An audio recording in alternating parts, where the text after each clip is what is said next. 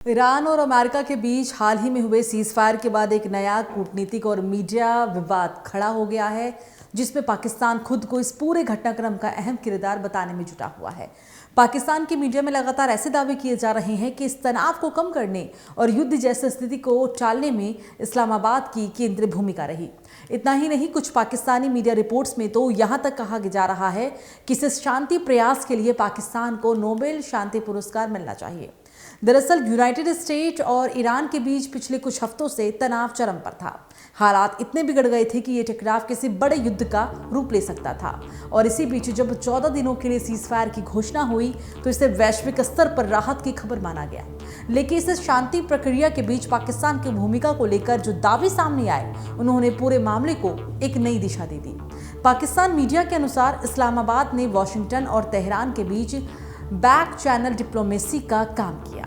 दावा किया गया कि पाकिस्तान ने दोनों देशों के बीच एक भरोसेमंद संवाद स्थापित करने में मदद की, जिससे तनाव कम हुआ और बातचीत का रास्ता खुला। रिपोर्ट्स में यह भी कहा गया कि अगर पाकिस्तान ने हस्तक्षेप नहीं किया होता तो ये संघर्ष और ज्यादा भड़क सकता था और मध्य पूर्व में बड़े पैमाने पर युद्ध छिड़ सकता था।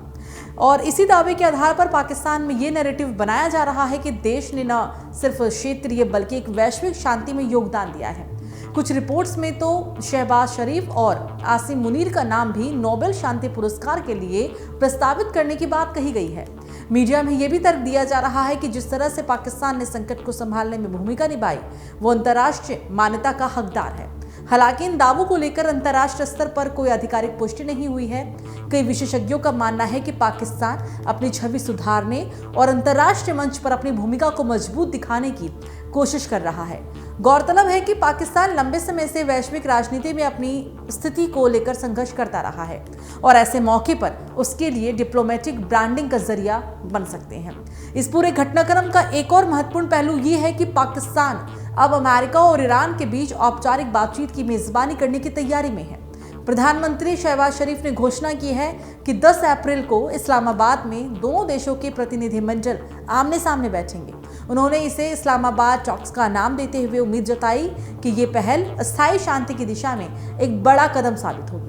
शरीफ ने सोशल मीडिया पर यह भी कहा कि आने वाले दिनों में और सकारात्मक खबरें सामने आ सकती है। ये बयान इस बात का संकेत भी देता है कि पाकिस्तान पूरी प्रक्रिया को एक बड़ी कूटनीतिक सफलता के रूप में पेश करना चाहता है।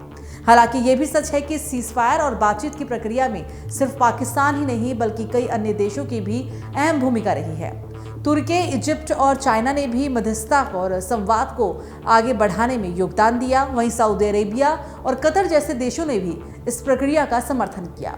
इसलिए ये कहना कि केवल पाकिस्तान की वजह से ये संकट टला एक तरफा दावा माना जा रहा है। अंतर्राष्ट्रीय कूटनीति में आमतौर पर कई देशों की संयुक्त कोशिशें ही किसी बड़े संघर्ष को टालने में सफल होती है। इस पूरे तनाव की शुरुआत 28 फरवरी को हुई थी, जब अमेरिका और इजराइल ने ईरान पर हमले किए। इसके बाद ईरान ने जवाबी कार्रवाई की, जिससे हालात तेजी से बिगड़ते चले गए। तेल आपूर्ति, वैश्विक बाजार और क्षेत्रीय स्थिरता पर इसका सीधा असर भी देखने को मिला था। ऐसे में सीज़फायर की घोषणा को एक बड़ी राहत के तौर पर भी देखा गया। लेकिन अब सवाल उठता है कि क्या पाकिस्तान के दावे वाकई वास्तविकता पर आधारित हैं या ये सिर्फ एक कूटनीतिक ओवर प्रोजेक्शन है। विशेषज्ञों का मानना है कि जब तक इस पूरे घटनाक्रम में पाकिस्तान की भूमिका को लेकर स्वतंत्र और आधिकारिक पुष्टि नहीं होती, तब तक ऐसे दावों को सावधानी से ही देखा जाना चाहिए। कुल मिलाकर ये मामला सिर्फ अब एक सीज़फायर का नहीं बल्कि ये दिखाता है कि वैश्विक राजनीति में नैरेटिव कितना महत्वपूर्ण होता है। एक तरफ शांति की पहल है तो दूसरी तरफ उस पहल का श्रेय लेने की होड़। पाकिस्तान इस समय खुद को एक पीस मेकर के रूप में स्थापित करने की कोशिश कर रहा है, लेकिन ये प्रयास कितना सफल होगा, ये आने वाले समय और अंतर्राष्ट्रीय प्रक्रिया पर निर्भर करेगा।